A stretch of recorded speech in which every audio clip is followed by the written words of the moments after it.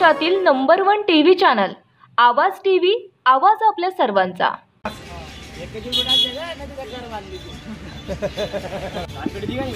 मग तू भी दिकी ना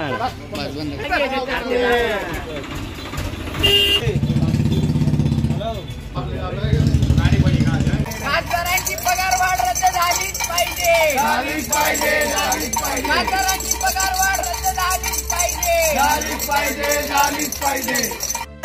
शेतकरी कर्जमाफीला नाही म्हणता, पगारवाढीला हो म्हणता, शेतकरी कर्जमाफीला हो भीक द्या, भीक द्या, खासदारांना भीक द्या।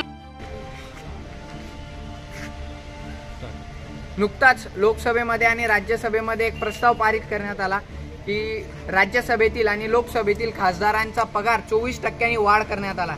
खासदारांच्या आनंदाची बातमी मिळाली। कुठलंही आंदोलन न करता, कोणत्याही जनतेला विश्वासात न घेता खासदारांना सरसकट 24% त्यांच्या पगारामध्ये वाढ करण्यात आली।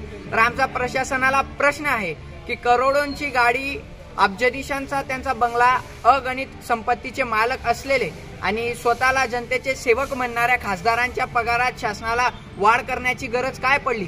एकीकडे आपण बघितलं तर शेतकऱ्यांच्या सोयाबीनला भाव नाहीये, कापसाला भाव नाहीये, शेतकरी कर्जमाफीसाठी रोज आत्महत्या करतोय। एवढे सगळे प्रकरण असताना सामान्य विद्यार्थ्याला परीक्षा शुल्क माफ होत नाही, स्थानिक कॉन्ट्रॅक्टदारांना अजूनही त्यांनी केलेल्या कामाचा त्यांना अजूनही बिल त्यांचे पास होत नाही।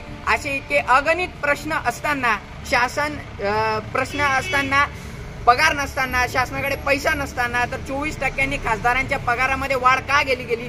तर ही पगार वाढ जी झाली ती तात्काळ रद्द झाली पाहिजे। आणि यासाठी आम्ही शिरपूर फर्स्टच्या वतीने शिरपूरमध्ये गोरगरीब खासदारांसाठी दानपेटी उपलब्ध केलेली, त्यामध्ये शक्य असेल ते जनतेने 2 रुपये 10 रुपये टाकून आम्ही दानपेटीने दान जमा करणार आहोत। आणि कुठल्याही भारतातील खासदाराला 543 लोकसभेमधील कोणत्याही खासदाराला जर अजूनही पगार कमी पडत असेल तर त्यांनी कृपया आम्हाला संपर्क साधावा। आम्ही दानपेटीतून जमा केलेले 5 रुपये 10 रुपये आम्ही अजून त्यांना जर पगार कमी पडत असेल तर ते पैसे आम्ही त्यांना सुपूर्द करणार आहोत।